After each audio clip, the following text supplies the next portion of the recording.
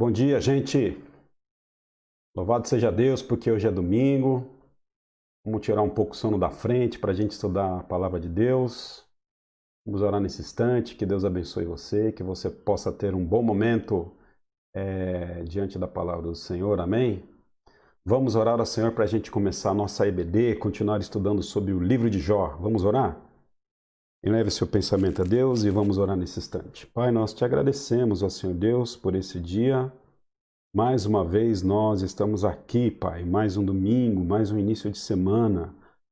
O Senhor fez com que nós chegássemos até aqui. Louvado seja Deus pelo Teu nome, porque o Senhor nos deu força, o Senhor, ó Pai Santo, nos deu perseverança. Até aqui o Senhor tem nos ajudado, como diz a Tua palavra. Então nós te louvamos, ó Pai, por essa bênção, por essa dádiva da vida. Obrigado a Deus por nossas famílias. Obrigado, Pai Santo, pela Igreja Batista Central Itaquera. Nós sempre te agradecemos. A vida dessa igreja, a igreja que é tua. Essa igreja, Pai Santo, que há mais de 50 anos, ó Deus, ela tem, ó Pai, se esforçado e perseverado para entregar a tua palavra. Muitas pessoas já foram salvas através da operação da vida dessa igreja. Então nós te agradecemos por ela, Pai. Também, bem como nós agradecemos pela vida de todas as igrejas, todos os pastores, missionárias, missionários, todas aquelas pessoas que dedicam a sua vida, Pai, na Tua obra. Sê conosco em nome de Cristo, que o Teu povo, Pai Santo, o povo crente, possa ser abençoado no dia de hoje, Pai Santo. Em nome de Cristo nós oramos. Amém, Jesus. Amém. Louvado seja Deus. Sigamos em frente, então, com o nosso estudo sobre o livro de Jó. E a minha esperança é que você já tenha aí aprendido alguma coisinha sobre o livro de Jó. E eu acredito que sim, certamente, né? O livro de Jó, se a gente não tomar cuidado, ele pode parecer um livro chato, né? Um livro de tanta conversa, de tanta argumentação filosófica, um livro chato, cansativo. Mas se a gente entender um pouquinho a estrutura de como que a história de Jó se desenrola, fica um pouco mais fácil, um pouco mais agradável para a gente entender, né? Lembrar que algumas coisinhas importantes, do capítulo 1 até o capítulo 3, a gente vê ali a desgraça caindo sobre a vida de Jó, né? O diabo ali conversando com Deus, o diabo tentando ali provocar o Senhor, aí na verdade é o Senhor que provoca o diabo, aí o diabo vai lá, acaba lá praticamente com a vida de Jó, mata lá os filhos dele, tira toda a riqueza, enfim, os seus animais, e aí então Jó cai numa desgraça profunda, a gente percebe ali, né? Então, do capítulo 1 ao capítulo 3, a gente vê realmente o céu caindo na cabeça de Jó, e aquele primeiro momento do livro, aquela primeira sessão do livro, a gente estabelece aqui como nome de sessão. Então, Jó tem praticamente, na minha perspectiva, 3 sessões. A sessão em que o mundo cai na cabeça de Jó, depois o momento em que Jó começa a conversar com seus amigos, e a gente vai ver que não é só uma conversa, tem mais coisa dentro disso, e depois, lá no finalzinho, Deus entra na história e arruma a vida de Jó, arruma a vida de Jó, arruma a vida da mulher dele, arruma a vida dos amigos, e aí o final é feliz. Então, basicamente, o livro ele é dividido aí nessas 3 porções. Na semana passada, eu fiquei de trazer para os irmãos... Espera um pouquinho. Isso. Na semana passada, eu fiquei de trazer para os irmãos esses sintomas aí, né? Sobre a doença que recaiu sobre Jó. A gente não sabe necessariamente qual era a doença, enfim, mas a gente tem aqui, a partir do próprio livro de Jó, os sintomas que Jó sentia, né? Aquilo que realmente a gente consegue encontrar no texto bíblico. Então a gente vai ver que a doença de Jó, ela trazia bastante desconforto para ele, coceira forte, insônia, feridas e crostas supurantes, né? Ou seja, Jó ele era uma mina de pus ambulante. Então a gente precisa lembrar que o ataque à saúde de Jó foi tão grande que as suas feridas elas minavam pus aí dia e noite. Pesadelo, né? A gente vai ver lá em Jó, capítulo 7, de 13 a 14. Então é assim, olha que interessante. Jó tem insônia, então Jó não dorme direito. E aí quando Jó vai conseguir dar uma cochilada, quando ele consegue pegar um pouquinho no sono, ele começa a ter pesadelo. Ou seja, esse homem não tinha paz, nem com o olho aberto, nem com o olho fechado. Mau hálito, né? O texto bíblico vai dizer isso. No capítulo 19, verso 20, ele vai falar que ele só está pele e osso. Então a gente vai ver que Jó sofre uma perda de peso muito grande, ele tem calafrio, tem febre. O capítulo 30, verso 27, vai falar que as suas entranhas, elas não param de reclamar. A gente pode entender aí necessariamente que Jó está falando de uma diarreia, e a pele de Jó, em consequência disso, era uma pele putrificada. Então a gente pode perceber que a situação de Jó não era uma situação muito fácil, né? Além de tudo isso, além dessa doença, além desses sintomas que ele sentia, a gente precisa lembrar que ele perdeu os filhos, ele perdeu os seus bens materiais, enfim, os seus rebanhos. E Jó agora está numa situação difícil como essa. Eu não consigo imaginar necessariamente qual era a figura de Jó, como é que ele se encontrava naquele momento. A gente sabe que lá no capítulo 2 ele começa a chegar. Os seus amigos começam a chegar, se encontram os três amigos e vão até Jó, e eles de longe avistam Jó e eles não reconhecem Jó. E aí eles começam a chorar, eles começam a se prantear, e eles ficam 7 dias do lado de Jó, caladinho, chorando juntamente com Jó. Então, a gente tem aí mais ou menos uma ideia daquilo que Jó passou, né, enquanto ele estava naquele momento de grande dificuldade. Uma pessoa que perde seus bens, uma pessoa que perde seus filhos, uma pessoa que perde a sua saúde, uma pessoa que perdeu ali a compreensão da esposa, né? A gente lembra que a esposa de Jó pediu para que ele amaldiçoasse a Deus e morresse logo. Lembrando que quando a esposa de Jó pede isso, era exatamente isso que Satanás queria que Jó fizesse, que ele amaldiçoasse a Deus. Então, no segundo momento em que Satanás conversa com Deus, Satanás diz o seguinte: olha, pele por pele, cada homem tem o seu preço. O preço de Jó para ele te amaldiçoar é a saúde dele. Então, havia ali uma expectativa no coração de Satanás, no coração do diabo, para que Jó pudesse amaldiçoar a Deus. Só que, olha que interessante, a mesma palavra a mulher de Jó usa, né? A palavra amaldiçoar, quando ela chega para Jó e diz o seguinte: rapaz, morre logo, amaldiçoa esse Deus e vai logo para o Hades, lá para onde você tem que ir, para a terra do além, para a terra de habitação dos mortos, e termina com esse sofrimento. Nós podemos ali entender que, de alguma forma, Satanás também trabalhou no coração da mulher para que os planos de Satanás pudessem se concretizar na vida de Jó. Mas, na verdade, a gente sabe que isso não aconteceu. Em nenhum momento, até o capítulo 13, a gente vê ali que em nenhum momento, capítulo 2, né?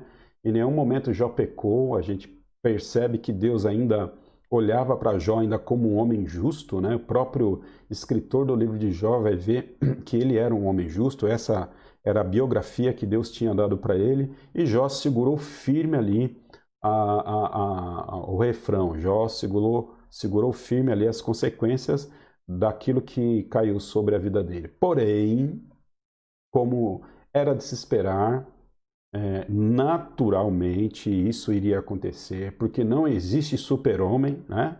Não existe super-homem, por mais justo, por mais santo, por mais crente, por mais batista, assembleiano, presbiteriano que o homem possa ser, ou uma mulher possa ser. Chega uma hora que a gente balança diante das dificuldades. E Jó balançou. No capítulo 13 ali, ele começa a amaldiçoar o dia do seu nascimento. O Jó está dizendo: olha, rapaz, eu acho que não foi bom negócio eu ter nascido, não. Eu deveria ter morrido na barriga da minha mãe, eu deveria ter sido abortado. Se eu ficasse lá nas sombras, lá nas trevas onde eu estava, tudo isso era mais vantajoso para mim do que estar passando por esse tipo de coisa agora.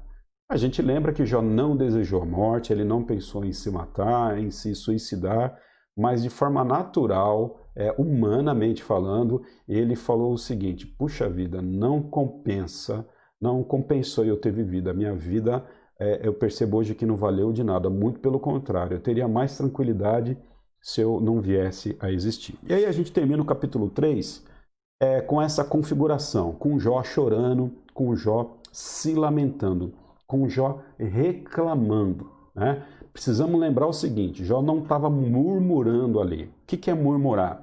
Murmurar é você ter alguma coisa e reclamar sobre aquilo que você tem. Então, às vezes, a gente está comendo e está reclamando da comida que a gente está comendo. Às vezes, a gente tem vestimento e está reclamando do vestimento que a gente tem. Então, murmurar é reclamar daquilo que se tem. No deserto, o povo hebreu, quando sai do Egito e vai para Canaã, o povo ele murmurou uma porção de vezes ali, né, na história dos hebreus. Ora Deus dava codorna, ora Deus dava maná, ora Deus dava água, e o povo continuava murmurando, né, eles continuavam murmurando em cima daquilo que tinha.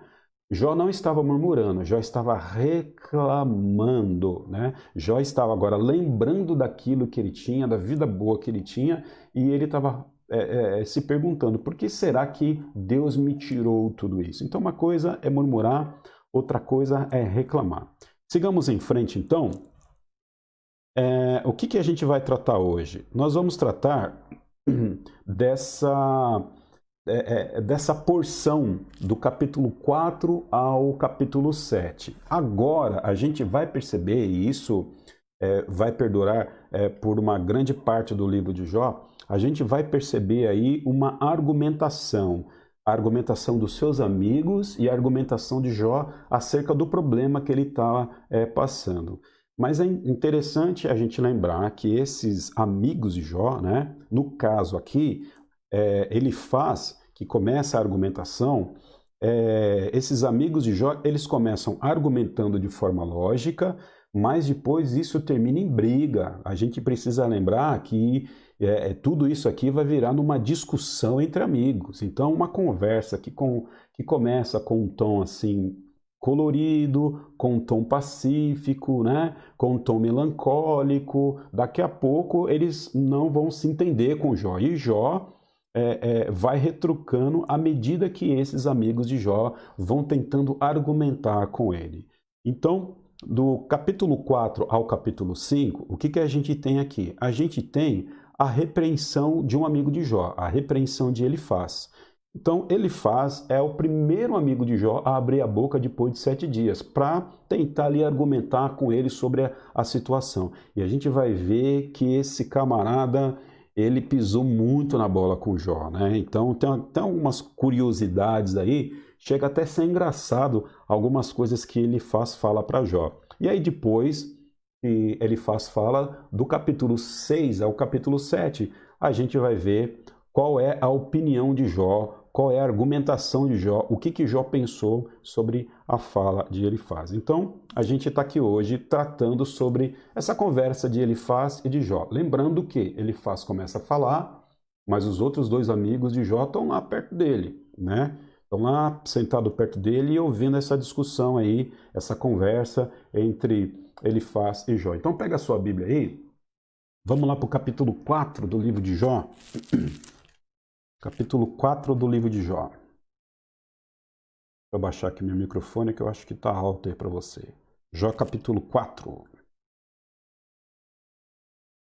Então respondeu Elifaz de Temã, né? Depois que Jó começou com aquela choradeira dele, com aquela lamentação dele aqui no capítulo 3, dizendo que não valia a pena ter nascido como nasceu. Agora, então, Elifaz chega e entra na cena, né? Ele quebra o silêncio depois de 7 dias.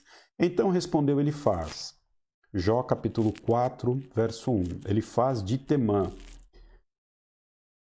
Se alguém se aventurar a dizer alguma palavra, você ficará impaciente.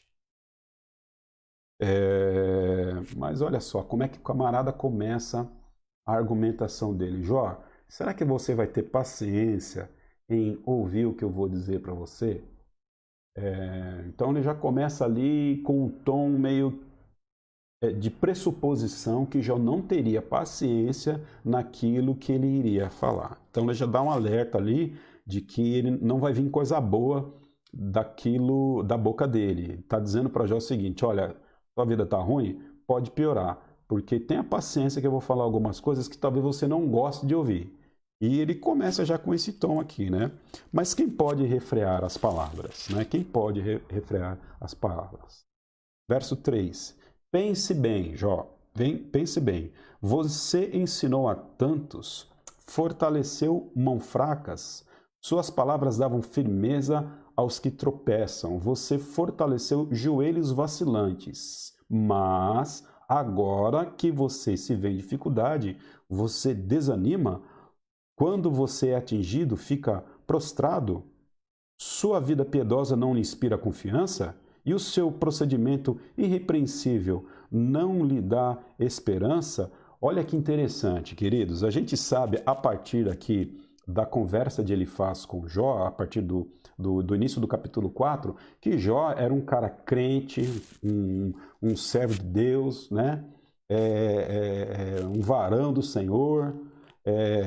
E ele agora está dizendo que Jó era uma pessoa que aconselhava as pessoas que estavam em torno dele, que as palavras dele eram palavras de firmeza, que ele ajudou tantos, ele ensinou tanta gente, e agora o Jó, olha só o que ele faz, vai dizer para Jó. Agora você não aplica na sua vida aquilo mesmo que você ensinou para tanta gente. Sabe o que ele está fazendo aqui com Jó? Elifaz está chamando Jó de hipócrita. Ou seja, Jó, olha, você pregou, você ensinou, você exortou, você falou como é que tinha que ser as coisas aqui para o povo da sua vizinhança, aqui no seu bairro. Agora, na hora que te dá uma dor de barriga, Jó, você fica aí se lamentando contra Deus por conta da desgraça que cai na sua cabeça. Elifaz está dizendo o seguinte: aquilo que você ensinou para os outros, agora vive na sua vida. Gente, vamos pensar aqui o seguinte, ó. Isso não é forma. A gente precisa entender o seguinte: a proposta aqui de Elifaz, não só de Elifaz, mas também de todos os seus amigos, é tentar descobrir o que está acontecendo com Jó, né? Eles têm uma ideia, porque havia ali um fenômeno, né? O fenômeno Jó. O que estava acontecendo com a vida de Jó?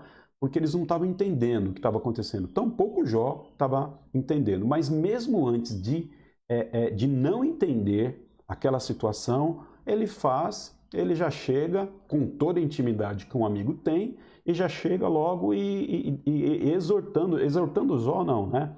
Ele já chega acusando Jó de que ele não está vivendo aquilo que ele ensinou para os outros. Interessante, a gente começa a perceber essa conversa. E a gente vai ver porque na argumentação de Jó, quando Jó começa a responder, ele faz, Jó dá uma lição de moral na vida dele, não só dele, mas como dos outros também. A gente precisa lembrar o seguinte, que os outros também estavam lá, e durante a fala de Elifaz, não houve nenhuma interrupção. A gente não vê lá os outros amigos dizendo o seguinte: ô Elifaz, pega leve, afinal de contas o homem está doente aí, rapaz. O camarada está quebrado e você fica aí dando essas palavras duras com ele. A gente não vê isso. Então, há um ditado de que quem cala consente. Então, a gente deve entender não só pela ausência de interferência dos outros amigos aqui na fala de Elifaz, mas o livro de Jó vai dizer mesmo que eles, de alguma forma, eles se entendiam. Então estavam lá os amigos de Jó contra ele. Então, Elifaz está dizendo aqui para Jó o seguinte: bonito, hein, rapaz? Eu venho aqui te visitar, tal, você era um pastorzão aí do povo, um professor, um sábio, ensinava todo mundo como tinha que fazer as coisas. Agora eu venho aqui e vejo você passar essa vergonha, você mesmo agora está começando a reclamar da vida. Aplica na tua vida aquilo que você estava ensinando para os outros, que essa situação passa. Então, na verdade, ele faz de uma forma sutil. Está dizendo aqui que Jó não praticava aquilo que ele ensinava. Pense no juízo de Elifaz. Isso é a forma de você tentar trazer conforto e consolo ao coração de uma pessoa, né? Verso 5, vou repetir aqui de novo. Mas agora que se vê dificuldade, você desanima.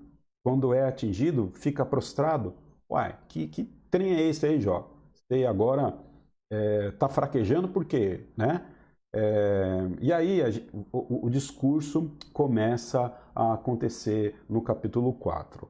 A partir do verso 7, a gente vai ver aqui uma linguagem que começa a tomar conta de praticamente todo o livro, que é aquela linguagem poética, de sabedoria oriental, dos antigos. Então, se você pegar o livro de Jó, você vai ver que a linguagem do livro de Jó é muito parecida com a linguagem do livro de Provérbios, com a linguagem do livro de Eclesiastes, com a linguagem do livro de Salmos. Por isso que às vezes a gente pode encontrar alguma dificuldade para interpretar o livro de Jó, porque o livro de Jó, ele não é um livro necessariamente um livro de narrativa, né? A gente vê a história de Jó sendo narrada no capítulo 1, capítulo 2, mas o livro, ele não tem só a perspectiva narrativa, muito pelo contrário. O grande conteúdo do livro de Jó, ele tem uma perspectiva poética, de sabedoria, aquilo que a gente chamaria hoje de filosofia, né? Se fosse um livro não inspirado por Deus, nós poderíamos dizer que esse seria um livro de filosofia, mas como é um livro inspirado por Deus, a gente sabe que é um livro de sabedoria aqui, né? É um livro de reflexão.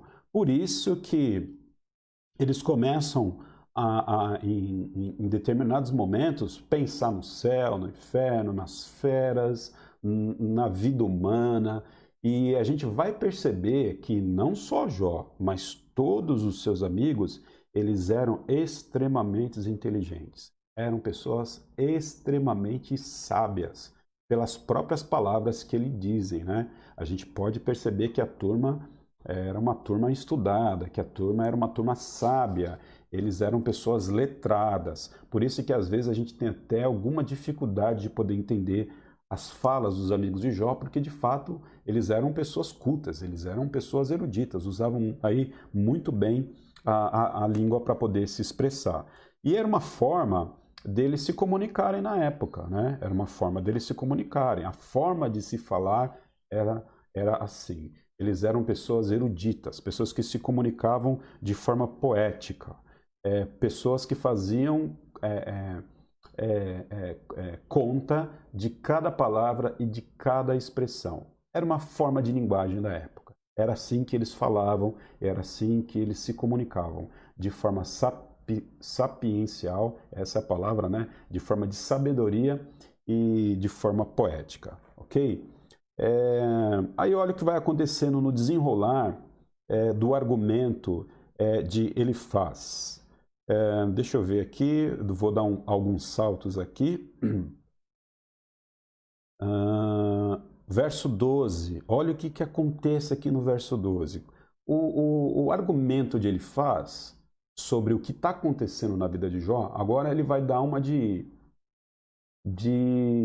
juiz aqui. Ele vai dizer, olha, eu sei o que está acontecendo com você e por que está acontecendo com você.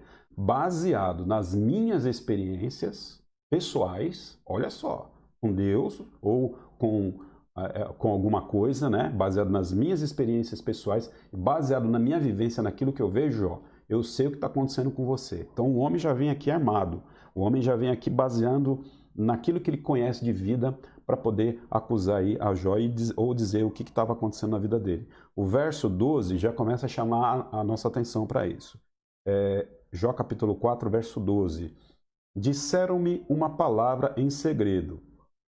Olha o mistério aí, ó o mistério. Disseram-me uma palavra em segredo. Então é assim, ele já vem aí dizendo o seguinte, tem um mistério aí, Jó, que eu vou revelar para você. Segura aí, varão, da qual os meus ouvidos captaram em murmúrio, em meio aos sonhos perturbadores da noite, quando caí sono profundo sobre os homens, temor e tremor se apoderaram de mim e fizeram estremecer todos os meus ossos. Um espírito, olha só, a experiência mística ou a experiência espiritual, não quero aqui necessariamente fazer proveito perfeito do uso das palavras, mas perceba aqui, um espírito, verso 15, um espírito roçou meu rosto e pelos do meu corpo se arrepiaram. Então Jó estava aqui, ou melhor, Elifaz estava aqui no mistério, né? Como dizem os nossos irmãos pentecostais aqui, ó. Ele estava no mistério aqui, ele está dizendo que em segredo ele foi visitado, em segredo, enquanto ele estava na noite, durante os seus sonhos, o camarada aqui teve uma visão, entendeu? Ele teve uma visão, ele teve uma experiência, e ao que tudo indica, a gente vai perceber que essa visão e que essa experiência não veio da parte de Deus, quando ele fala isso. Por quê? Porque a gente vai perceber no discurso de Elifaz que ele começa a reprovar a Jó. Ele começa a dizer que Jó está em pecado. Porém, olha só, lá no começo do livro de Jó, a gente vai perceber que Deus fala o que de Jó? Homem justo, homem íntegro, né? Acorda todo dia de manhã, escova o dente, toma lá o seu banho, prepara o café para a família, um camarada ponta firme, vai para a igreja todo domingo. Jó era um cara crente, batista da gema, e aí quando a gente chega aqui no capítulo 4, ele faz, de alguma forma, vai começar a desconstruir aquilo que Deus sabia que Jó era, ou aquilo que Deus havia falado dele. Por isso que a gente pode certamente dizer que essa experiência que ele tem, dizendo que falaram ele em mistério, que ele estava lá durante um sonho tendo visões, e ele ficou aí todo arrepiado, né? Cadê? Eu acho até engraçado essa expressão aqui. Cadê? Vamos ler aqui o verso 15. Um espírito roçou meu rosto e pelos do meu corpo se arrepiaram, né? Então, Jó realmente estava aqui no mistério, estava no azeite. E aí a gente vai perceber que essa experiência vai dizer algo contrário de Jó, aquilo que Deus havia falado de Jó. Vamos seguir então aí com esse mistério, com essa visão que ele teve durante uma madrugada, um sonho, sabe-se lá como que ele teve essa experiência de forma objetiva. Verso 16. Ele parou, mas não pude identificá-lo. Um vulto se pôs diante dos meus olhos. Coisa mais sinistra, né? Coisa mais bizarra esse trem aqui que está passando no coração de Elifaz. E aí, olha só. E eu ouvi uma voz suave que dizia. Então, assim, ele contou todo esse negócio aí, né? Ele contou todo esse mistério, toda essa experiência. Estava dizendo que estava no azeite, né? Sei lá, foi para o monte, e aí em mistério. E aí depois ele está dizendo o seguinte, ó. Um vulto se pôs diante dos meus olhos e eu ouvi uma voz suave que dizia, segura aí, Jó, a profecia. Ó o verso 17. Poderá algum mortal ser mais justo que Deus? Poderá algum homem ser mais puro que o seu Criador? Verso 17. Olha o que essa experiência mística, espiritual, essa experiência que ele teve, qual foi o resultado disso? Uma voz disse para ele dentro desse mistério aí, né? Poderá algum mortal ser mais justo que Deus? Poderá algum homem ser mais puro que o seu Criador? O que ele está dizendo aqui, Jó? Assim, você está dizendo que você é bonzinho, você está dizendo que você é justo, mas pode alguém ser mais justo que o seu Criador, né? Pode realmente algum mortal ser mais puro que o seu Criador? Elifaz já está dando uma dica aqui de que tem problema aí no seu argumento, Jó. Você está dizendo que a tua vida está toda certinha, só que eu tive uma visão, eu tive um sonho, e nesse sonho foi me revelado que não tem ninguém que é tão puro e tão certinho que nem Deus, não. Entende a, a, a forma pela qual Jó começa a ouvir o argumento de Elifaz? Elifaz, ele é ardiloso aí em tentar criar uma introdução para dizer, Jó, você está em pecado, rapaz, confessa logo esse sapo que você engoliu aí, essa cobra que você comeu, porque já me revelaram.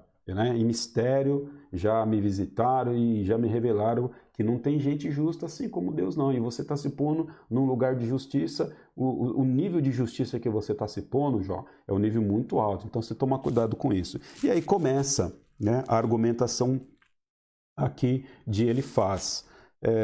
E olha que vai acontecer aqui. Para a gente poder realmente alicerçar o que a gente está falando, para a gente poder dar base sobre essa interpretação aqui, dessa visão de Elifaz, o verso 5, ou melhor, o verso 1 do capítulo 5, ele vai dizer de forma clara o que Elifaz tinha no coração com essa conversa toda, com essa palavra doce, né, que ele estava trazendo sobre Jó. Então, Elifaz começa com umas palavras muito bonitas, né, umas palavras muito assim, mostrando sabedoria, né, um homem muito sapiencial, mas ele já começa dando uma alfinetada em Jó lá em cima, dizendo o seguinte: rapaz, você é muito bom para ensinar os outros, mas você não pega para a sua vida aquilo que você ensina. Então, ele faz já dar uma no Jó ali, no amigo dele, né?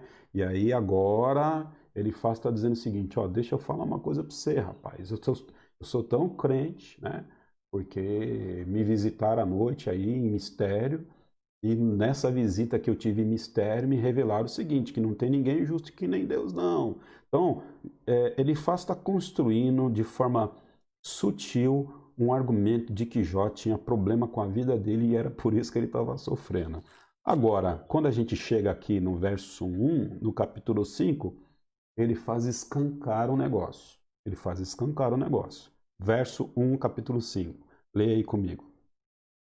Clame se quiser, mas quem ouvirá? Para qual seres celestes você se voltará? Clame, ok? Se quiser, mas quem o ouvirá? Para qual dos seres celestes você se voltará? Jó, ele já está ouvindo aqui de Elifaz que havia uma necessidade de Jó clamar. Então, Jó, presta atenção, começa agora a clamar, começa agora a pedir, se você quiser, entende? Se você quiser. Então, Jó já está sendo aqui induzido, não que Jó não já estava em oração, não que Jó não estava aqui clamando ao Senhor, mas Jó já estava sendo aqui induzido por Elifaz de que ele precisava buscar, de que ele precisava clamar, de que a responsabilidade estava sobre quem? Sobre ele. Perceba? Clame se quiser, mas quem o ouvirá? Para qual dos seres celestes você se voltará, Jó? Para qual dos seres celestes você se voltará? Para quem que você está orando, Jó? Você está orando para a pessoa certa, né? Então, a gente já percebe aqui que ele está aqui realmente já começando a pesar sobre a vida de Jó. Sigamos mais um pouquinho à frente. Verso 3. Olha o que ele faz para Jó, a partir do verso 3. Eu mesmo já vi um insensato lançar raízes, mas de repente a sua casa foi o quê? Amaldiçoada. Então, lá atrás, ele fala da experiência que ele teve. Então, a partir da experiência que ele teve, do mistério dele, sei lá, como é que chama esse trem aqui, a partir daquela experiência mística que ele teve, aquela experiência sinistra, ele está dizendo o seguinte: olha, não tem homem mais justo que Deus não, Jó, e você está se pondo num lugar de justiça quase que perto de Deus, então abaixa a bola aí. Agora, Jó, ele está vendo Elifaz se basear em um argumento a partir da vivência que Elifaz tem, a partir da compreensão de mundo que ele tem. E aí Elifaz vai dizer o seguinte: tem mais uma coisa, Jó. Eu mesmo já vi um insensato lançar suas raízes, mas de repente a sua casa foi o quê? Amaldiçoada. Eu já vi um cara tolo, eu já vi uma pessoa sem sabedoria lançar as suas raízes. O que significa?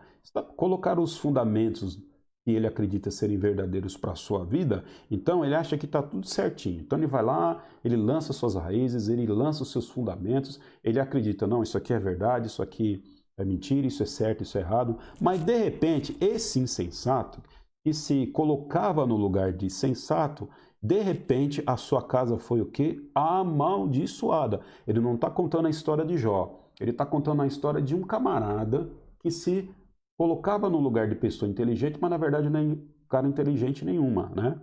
Não era pessoa inteligente nenhuma. Seus filhos, o filho desse homem insensato que ele faz, disse que viu ou que conheceu, seus filhos, verso 4, longe estão de desfrutar segurança, maltratado nos tribunais. Não há quem os defenda. Olha onde ele faz está indo.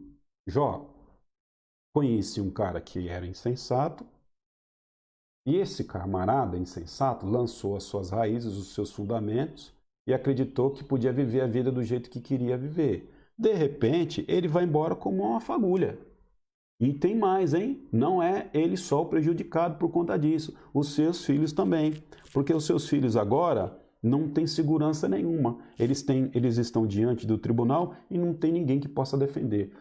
Pense numa maldade que ele faz. O camarada perdeu 10 filhos, Jó está lá lascado nas cinzas, né? Praticamente sentado no lixão lá da cidade. E agora ele está dizendo o seguinte: rapaz, você é insensato, hein? E por conta de você, a sua casa está assim. Por conta de você, os seus filhos morreram. Na verdade, ele está acusando Jó. Está contando uma historinha paralela de que ele viu, né? Mas na verdade ele está dando uma indiretinha ali em Jó. Aí eu pergunto para você, qual seria a sua reação? Seus amigos vêm te visitar durante um momento de grande dificuldade. E aí os camaradas começam a fazer insinuações de que você não é tão justo assim, que você não é tão bonzinho assim, que na verdade é muito possível que você não seja essa pessoa tão sábia assim, que você, além de ter trazido problema para você, você trouxe problema para sua casa, né? E você era muito cheio da razão e cheio da verdade quando estava bem de vida. Agora que você está quebrado na vida, a sua razão e a sua verdade não serve para você. Você gostaria de receber uma visita na sua casa ou no hospital, quando você tivesse, não que o pastor está desejando isso, eu estou aqui conjecturando, mas quando você está com uma vida ruim, você gostaria de receber uma visita dessa? Fala assim, ele faz ali, não correu um sério risco de Jó pegar uma pedra ali e dar uma pedrada nele. Talvez Jó não fez isso porque não tinha força para isso, né? Mas eu acredito que não seria tão bonzinho assim. Era possível mesmo que, se fosse comigo, ou eu pedia para ele fazer embora, ou então eu ia fazer com que alguma coisa acontecesse para machucar ele ali, para que ele não ficasse mais perto de mim. Porque agora Jó está sendo acusado por Elifaz. Dá uma olhada agora no verso 8. Agora Elifaz, ele parece que é assim. Ele começa com aquela conversinha, né? Ele chora, lembra lá que ele chorou 7 dias perto de Jó? Ô, tadinho de Jó, né? Meu amiguinho do coração. Ai, Jó, tô tão compadecido com você. Aí começa, né? Daqui a pouco, dá uma de crente para cima de Jó, fala em mistério lá. Olha, Jó, eu tive um sonho, e no meu sonho, já aconteceu isso com você? Eis que te digo, né? Eu tive um sonho, não há ninguém justo além do Senhor. Então ele já dá uma de crentão santarrão ali para cima de Jó. A verdade é essa, ele faz, tá dando uma de santarrão. E aí depois começa a dizer o seguinte: olha, conheço um homem aí, rapaz. Não é você não, viu, Jó? Mas o camarada aí se achava inteligente, mas ele era insensato. Ele, na verdade, fundou aí a sua vida a partir de alguns valores que ele tinha como absolutos, mas na verdade ele quebrou a cara. E além de quebrar a cara, rapaz, né, como uma fagulha voa, ele quebrou a cara. Além disso, ele trouxe uma adição para a casa dele, para os filhos dele. Os filhos deles aí estão diante dos tribunais, com falta de segurança, e não tem ninguém que defenda os caras. Rapaz, e aí ele vem com essa conversa, com esse papo fiado para cima de Jó. E aí, aquele dá facada no verso 8. Aí não tem jeito. Aí ele mostra realmente o que ele queria com aquela conversa dele que parecia uma conversinha doce. Agora no verso 8 ele realmente mostra a cara e mostra para que veio. Verso 8. Mas se fosse comigo, eu apelaria para Deus. Olha lá o verso o verso 1 do capítulo 5 de novo, né? Dá uma olhadinha lá. clame se quiser, mas quem o ouvirá? Jó, você está reclamando? Clama aí. Mas quem que vai te ouvir? Ou seja, né? Para qual dos seres celestes você está clamando? Está dizendo o seguinte, Jó, você está orando da forma certa? É o Deus da Bíblia que você está pedindo? Porque não é possível. Se você está orando da forma certa, se você está pedindo para o Deus da Bíblia, certamente Deus já tinha te respondido. Alguma coisa tem de errado até na sua oração. Verso 8, mas se fosse comigo, é comigo. Se eu tivesse passando a situação que você está passando, olha só, fingimento de empatia, né? Ele está assim, dizendo que está se colocando no lugar de Jó, mas a gente vai ver que Jó pega ele depois, lá na curva, lá na frente, e está dizendo o seguinte para ele: você não está se colocando no meu lugar de jeito nenhum. A gente vai ver que há uma falsa empatia aqui de Elifaz, né? Verso 8, mas se fosse comigo, eu apelaria para Deus. Como se Jó não estivesse apelando para Deus, né? Para que outro ser celeste Jó estava apelando? Para os anjos? Para quem? Para os arcanjos? Para os astros? Né? Está dizendo que Jó estava orando errado. Eu apelaria para Deus, apresentaria a ele a minha causa. Olha o verso 9. Pense num crente. Pense num santarrão falando com Jó aqui, rapaz. Né? Ele realiza maravilhas insondáveis, milagres que não se pode contar, derrama chuva sobre a terra e envia água sobre os campos. Os humildes ele exalta. Tá vendo, Jó? Você não está sendo exaltado, você está quebrado aí. Olha o que ele faz, está dizendo, porque você é orgulhoso, né? Os humildes ele exalta e traz aos que pranteiam um lugar de segurança. Está chorando porque você não está pedindo para Deus, né? Ele frustra os planos dos astutos para que fracassem as mãos deles. Então, Jó está dizendo aqui que, ou melhor, ele está dizendo a Jó aqui que ele está devendo alguma coisa para Deus e que ele não está orando do jeito certo e que se fosse eu, bonito, né? O camarada bem lá, todo pomposo, todo cheio de sabedoria, rico ainda, né? Agora, é muito fácil, né, dizer se fosse eu. Elifaz não estava no lugar de Jó. Elifaz não estava no lugar de Jó. E aqui, gente, verso 17. Elifaz continua empurrando a faca aqui, ó, no bucho de Jó. Como é feliz o homem a quem Deus corrige. Oh. Portanto, eu estou imaginando aqui o dedinho de Elifaz aqui para Jó. Jó, como é feliz o homem a quem Deus corrige. Portanto, não despreze, Jó, a disciplina do Todo-Poderoso. Então, a gente começa a perceber aqui, a partir do verso 4, ou melhor, a partir do capítulo 4, do capítulo 5, que ele não tinha resposta sobre o sofrimento que Jó estava passando. Bem como Jó não tinha resposta, e também os seus amigos. Eles só vão começar a entender alguma coisa a partir do verso 20, a partir do capítulo 27. Mas aqui, porque Deus vai começando a se manifestar nessa discussão aí. Porque essa briguinha aqui de amigo, né? Tem um amigo lá que está quebrado, os outros três acham que ele está em pecado. Essa briguinha aqui entre os amigos, ela só vai deixar de acontecer quando Deus soberanamente interfere nessa conversa. Mas até aqui, o que a gente começa a perceber? Que ele começa a acusar Jó. E aí a gente vai perceber durante toda a caminhada do livro de Jó que algum pecado deve estar escondido segundo a perspectiva dos amigos de Jó. E é por isso que Jó está quebrado daquele jeito. Vou contar uma história para vocês aqui. É uma história curtinha, mas acho que é boa. Né?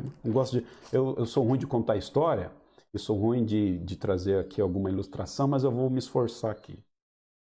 Um professor meu, né, um pastorzão hoje, pastor lá numa igreja batista lá em Campinas, né, foi meu professor de história de igreja no seminário e de história eclesiástica. Ele disse o seguinte: rapaz, vou falar uma coisa para você. Eu cheguei numa igreja nova, né, e fui começar então a trabalhar na igreja, uma igreja pequenininha, tal, né, e uma igreja que tinha poucos membros, uma igreja com uma história bastante difícil, né? E aí eu fui começando a visitar um povo, e aí eu peguei lá a lista de membros lá, né? Como bom batista, toda igreja batista tem uma lista de membros lá e tal. E esse aqui, não, pastor, esse aqui já se perdeu, não adianta ir atrás, aí colocou um X, esse aqui não, esse aqui diz que vai voltar amanhã, beleza. E esse aqui não, esse aqui se afastou da igreja. Por que se afastou da igreja? Não, porque o marido morreu. Ou melhor, porque a filha morreu. Não, mas se afastou da igreja porque a filha morreu? Não, pastor, não é porque se afastou da igreja porque a filha morreu, porque o marido se separou dela. Falou, não, peraí, mas isso tem alguma coisa estranha. Aí ele foi fazer visitas, e uma das primeiras pessoas que ela foi visitar, que esse pastor foi visitar, foi essa irmã. Essa irmã que havia se afastado da igreja, tinha uma filha que havia morrido de câncer, tinha um marido que havia se separado dela. Então, o pastor queria entender um pouco mais a vida dessa irmã e descobrir qual era o real motivo pelo qual ela havia saído da igreja. Será que ela se decepcionou com Deus? Será que essa irmã entrou numa depressão? E vai lá o meu amigo, o pastor, visitar essa mulher. Quando ela chega lá, o pastor pergunta para ela, escuta, vem cá, depois do cafezinho lá com bolo, por que você não está indo mais para a igreja? Pastor, porque eu estou em pecado. Aí o pastor falou assim, irmã, você está em pecado ou estou em pecado? Ah, o pastor pode saber qual que é o seu pecado? Ó, pastor, aconteceu assim. Primeiro, aqui em casa ficou desempregado eu e meu marido. E aí as coisas começaram a faltar aqui em casa. Depois, pastor, olha só, a minha filha ficou com câncer. Nós lutamos, minha filha adolescente, vai daqui, vai acolá, vai daqui, vai acolá, e a gente lutando, lutando. Aí nessa briga de saúde com a minha filha, o que acontece? Meu marido vai embora de casa, pastor. Depois que meu marido foi embora de casa, e na cabeça dela, o marido tinha ido embora de casa, não tinha abandonado ela por conta da situação difícil que estava em casa. Aí minha filha morreu. Aí as irmãs vieram me visitar, né? As irmãs do ciclo de oração vieram me visitar. E aí as irmãs falaram assim, olha, você precisa ver o que você fez de errado, porque não é possível uma pessoa passar por tanta desgraça assim na vida como você está passando, minha irmã. Confessa teu pecado ao Senhor logo, para Deus restaurar a tua vida. Então, pastor, eu estou até aqui agora pedindo perdão para Deus de um pecado que eu não sei que eu cometi, porque de fato eu estou em pecado. Ela já tinha acreditado na cabeça dela que o problema da falta de emprego, o problema do marido ter abandonado ela, o problema da filha dela ter tido um câncer e morrido, era porque ela estava em pecado, queridos. Então, a acusação desses irmãos ou dessas irmãs que foram visitar ela era uma acusação parecida com o que ele estava fazendo com Jó. Jó, confessa logo o teu pecado, Jó. Né? Porque feliz é o homem a quem Deus corrige. Deus está te corrigindo, Jó. É por isso que você está nessa vida quebrada. Assim como aqueles irmãos ou aquelas irmãs que foram visitar aquela pobre mulher, dizendo o seguinte, olha, Deus está corrigindo você. Pense no juízo. Como é que Deus corrige? Tirando emprego. Como é que Deus corrige? Fazendo com que o marido abandone. Como é que Deus corrige? Botando câncer na vida dos filhos. Isso não é um Deus. Isso está mais para um diabo do que para um Deus. E Deus não trabalha assim na nossa vida de fato. De fato, Deus nos corrige, ok? Deus nos corrige porque Ele nos ama. Mas esse argumento não poderia ser usado na vida de Jó. Porque ele não podia se apropriar disso a partir da sua experiência mística, né? A partir do seu argumento, ele não podia chegar a essa conclusão, porque, perceba, os 7 dias lá, observando, da onde esse camarada, com 7 dias, sem conversar com Jó, vai descobrir necessariamente qual que é o problema dele. Não se sabe ainda o que está acontecendo com Jó. E lá, no capítulo 1, a gente percebe, e no capítulo 2, que a biografia que Deus dá de Jó é a biografia de um camarada gente boa, de um camarada gente fina, né? De um camarada ponta firme. E ele começa a acusar a Jó. Terrível, né? É muito terrível isso aí. Sigamos em frente, então. Vamos parar de falar um pouquinho de Elifaz e vamos ver aqui o que Jó responde para ele acerca desse argumento de Elifaz, né? capítulo 6. Ó,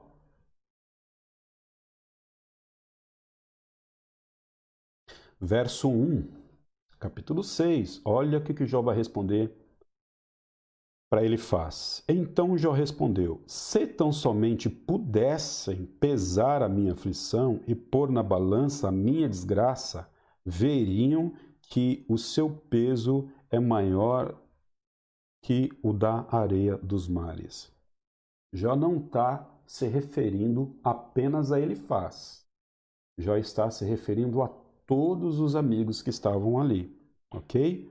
Né? Por quê? Os amigos estavam vendo o argumento de Elifaz, ficaram quietinhos, e eu estou percebendo aqui a possibilidade de Jó estar trocando olhares com todos ali e dizendo a todos, ó, se vocês percebessem o tamanho da minha aflição, vocês veriam que é um peso maior do que a areia dos mares. Por isso as minhas palavras são tão intempestuosas ou impetuosas, né? Rapaz, eu tô gritando aqui, é porque o peso tá grande. Eu não tô aguentando. Vocês estão entendendo? Acho que vocês não entenderam ainda. Eu tô aqui gritando, eu tô esbravejando aqui, eu tô espumando pela boca, gritando aqui, pedindo socorro. É porque a coisa tá feia pro meu lado. Vocês não perceberam, não? Se vocês tivessem dado uma olhadinha para minha aflição, vocês iam perceber que o pau tá quebrando para cima de mim e eu não tô sabendo como reagir, né? E vocês já chegam aqui com pedra, jogando pecado em cima de mim. Olha aqui que o Jó vai falar no verso 14. Eu acho que é um dos principais versículos aqui da sessão de 4 a 7, como eu disse. Verso 14. Um homem desesperado deve receber compaixão dos seus amigos. Um homem desesperado, ele deve receber o quê? Compaixão dos seus amigos. Sabe, querido, tem hora que os amigos precisam realmente dar um sacode no outro amigo para ele acordar para a vida, porque amigo que é amigo fala a verdade, de fato. Amigo que é amigo não fica passando a mão na cabeça da gente, permitindo que a gente erre. Amigo que é amigo corrige os nossos caminhos, mas tem que saber como fazer. Você não pode sair aí abrindo a boca para falar o que você acha, o que você quer, e todas as verdades em detrimento ao sofrimento dos outros, aquilo que está passando. Você precisa exercer o quê? Compaixão. Um pastor, e não é este que fala nesse momento, foi no enterro. E este pastor, hoje eu estou parecendo o Forrest Gump, estou contando muita história. E este pastor, ao ir no enterro, ele foi no enterro de um jovem que havia tirado a vida. Ele foi o quê? Esse jovem se enforcou. E a mãe está chorando perto lá do defunto, perto lá do jovem falecido. E vem uma irmã e diz o seguinte: é triste, hein? Além de morrer, perdeu a salvação. Pense no juízo de uma mulher dessa. Estou dizendo aqui se perde ou se não perde salvação. A questão não é uma questão de teologia, de soterológico, não é uma questão de salvação. Mas pense se isso é algo que se fala para uma mãe que perde o seu filho, que tirou a própria vida. É o que Jó está dizendo, rapaz, amigo, né? Verso 17, verso 14. Um amigo desesperado deve receber compaixão dos seus amigos. Não tem o que falar, fica de boca fechada. Esse ele faz aqui podia ter ficado mais 7 dias de boca fechada antes de falar essas bobagens que falou para Jó. O próprio Jó lá na frente vai falar isso, né? Depois a gente vai estudar um pouquinho isso. Olha, vocês podiam ter ficado quietos do que falar todas essas coisas para mim. Jó está falando o seguinte para ele faz: vocês têm que ter compaixão de mim, gente. Gente, eu acabei de perder a família, eu tô quebrado e vocês vêm aqui para falar isso de mim. Um amigo desesperado, já está dizendo, rapaz, estou desesperado, deve receber a companhia dos seus amigos. Você sabe quem que eu era um amigo de Jó? Um caco de louça, um pedaço de barro, para poder coçar lá e arrancar as cascas da pele que ele tinha. Era o que Jó tinha do lado. A mulher já tinha abandonado Jó, praticamente, né? A mulher nem chegava perto do camarada, entendeu? A mulher já estava falando para Jó o seguinte: olha, morre logo, amaldiçoe esse Deus e porque eu não aguento mais ficar perto de você. Os amigos agora chegam com aquela voz doce, né? O Elifaz todo cheio de Bíblia, né? Ele faz todo batistão ali e tal, todo santarrão, em mistério. Olha, eu vou falar para você em mistério, né? Eu tive uma revelação de noite aí, sabe-se lá quem que revelou isso para Elifaz. E aí dizendo que Jó era hipócrita, e vai só ali realmente fazendo com que Jó sofresse. A impressão que passa é que, além da angústia, da perca de todas as coisas que Jó perdeu, Jó também agora percebe um certo afastamento dos seus amigos. Apesar de ser amigos, a gente percebe um certo afastamento deles. E eu também aqui falei muito mal de Elifaz, né? Falei muito mal de Elifaz, mas vamos tentar defender o Elifaz um pouquinho aí. Rapaz, humanamente falando, qual seria o nosso comportamento se nós tivéssemos um amigo que nem Jó? Imagina, Jó era um cara rico e junto com os outros amigos, e imagina você comendo um churrasco todo final de semana com Jó. É picanha, é alcatre, aí desce lá um refrigerante, não é Dolly, né? Não é Guaraná Cruzeiro, realmente é Fanta Uva, é Fanta Laranja, é Coca-Cola, é Pepsi Twist, só refrigerante de marca, de linguiça A, linguiça com pimenta, sem pimenta, só festa, molecada correndo no quintal, depois piscina. Era a vida de Jó e a vida dos seus amigos. Uma vida boa. Tanto é que os filhos dele lá viviam fazendo banquete. O texto diz isso. De repente, chega lá uma mensagem lá no WhatsApp lá dos amigos dizendo o seguinte, ó, rapaz do céu, a gente não sabe o que está acontecendo, mas Jó perdeu tudo, Jó se arrebentou na vida. Os caras chegam na casa de Jó e falam, o que está acontecendo aqui? Certamente, humanamente falando, a primeira coisa que vem ao coração da gente é o seguinte, alguma coisa de errado esse camarada fez. Alguma coisa de errado esse caboclo fez. Alguma coisa de errado ele fez. Por quê? Dá uma olhada para a nossa vida. Nós estamos bem, né?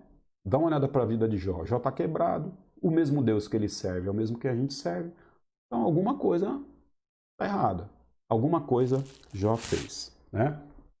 E ainda no capítulo 5, Jó, ou melhor, ainda no capítulo 5, a gente vai ver que ele está dizendo o seguinte, que Jó está colhendo, que ele está plantando, enfim, e vai nesse argumento.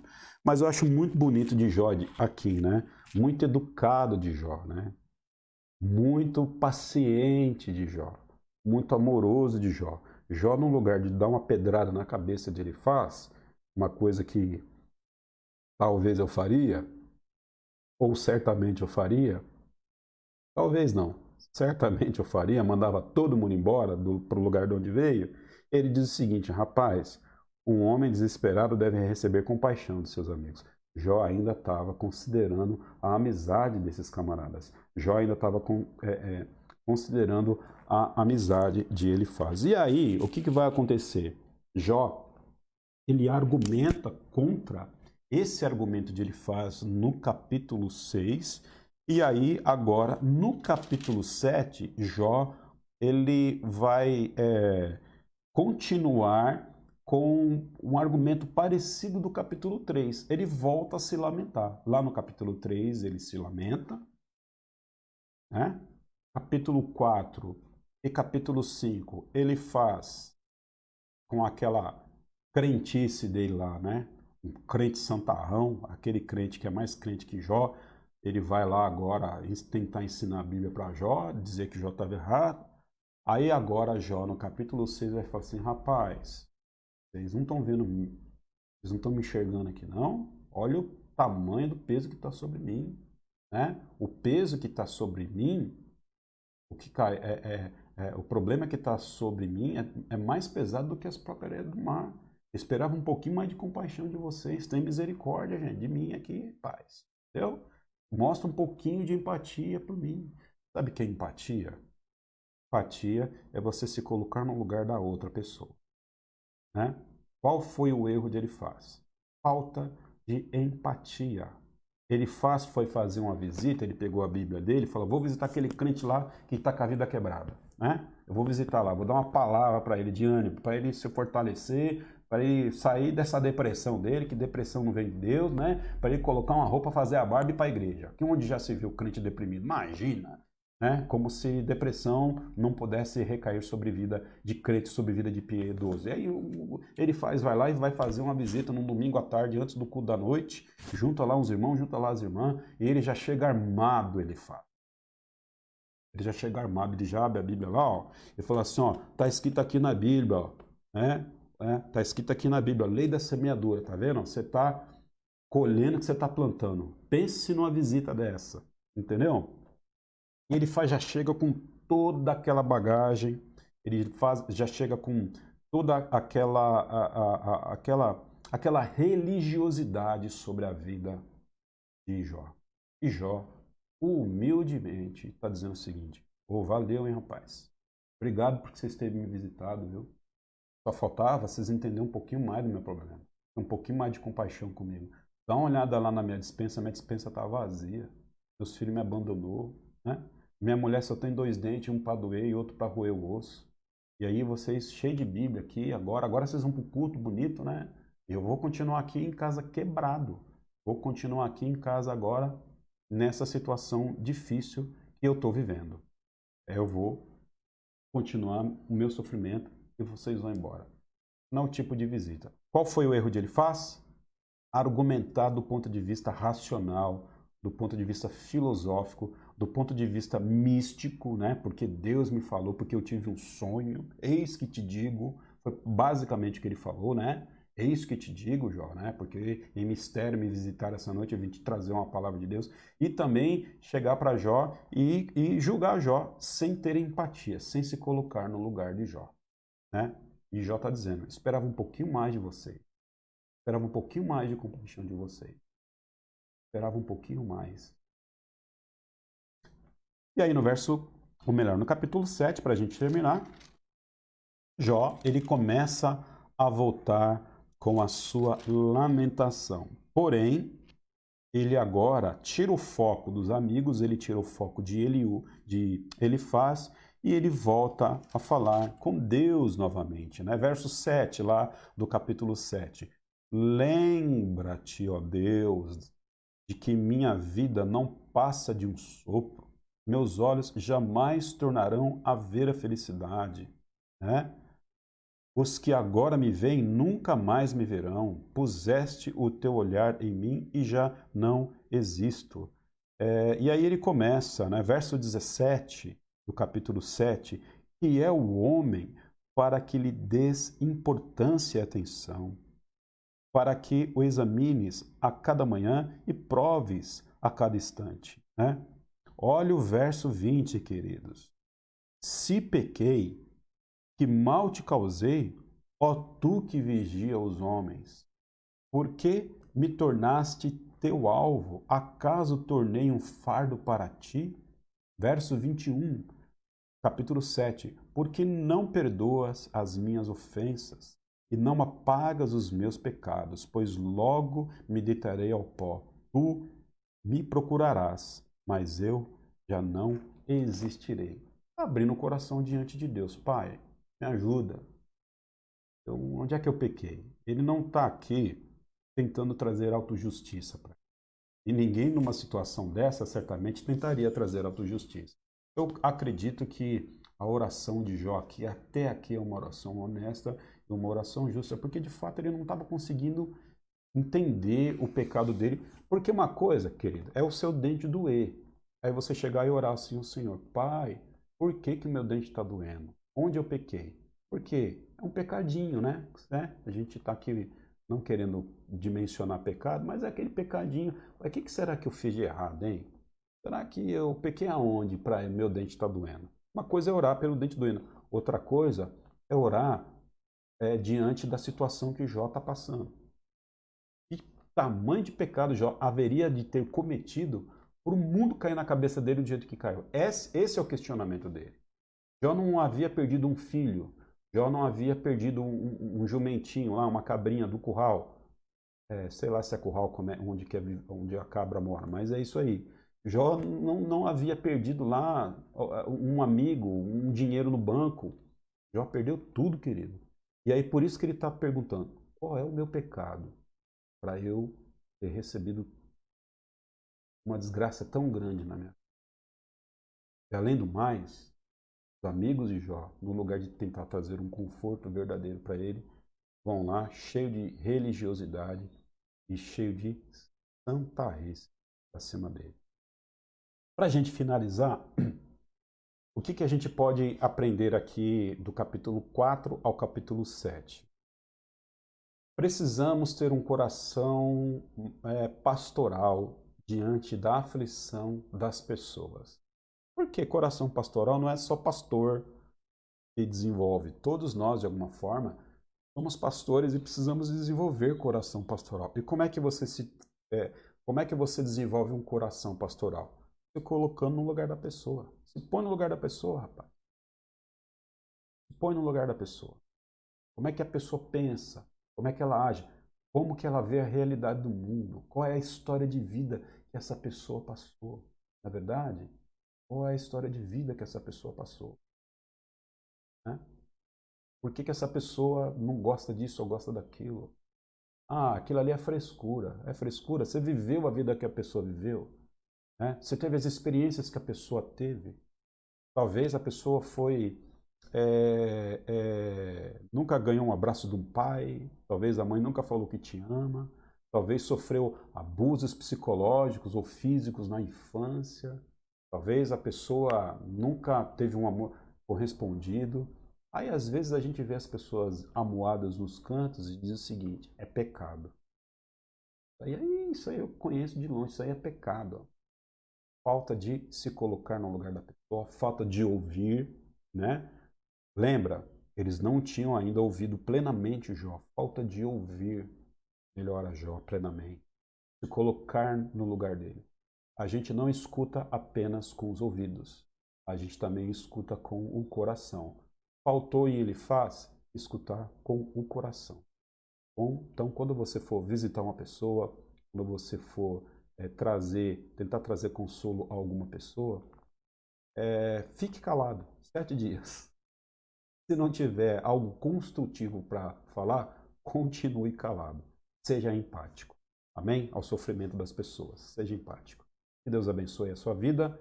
Sigamos em frente. Domingo que vem a gente volta às 9 horas com estudo sobre o livro de Jó. 18 horas hoje, nós temos o nosso culto também transmitido pelo Facebook e pelo YouTube. Eu te espero lá. Beijo no coração. Te agradecemos, ó Deus, por esse dia. Obrigado, ó Pai, pelo estudo da Tua Palavra, que ela possa edificar a nossa vida, o nosso espírito, em levar ao Pai Santo o nosso coração diante do Senhor. Em nome de Cristo, nós entregamos mais uma vez esse momento ao Senhor. Amém. Que Deus abençoe.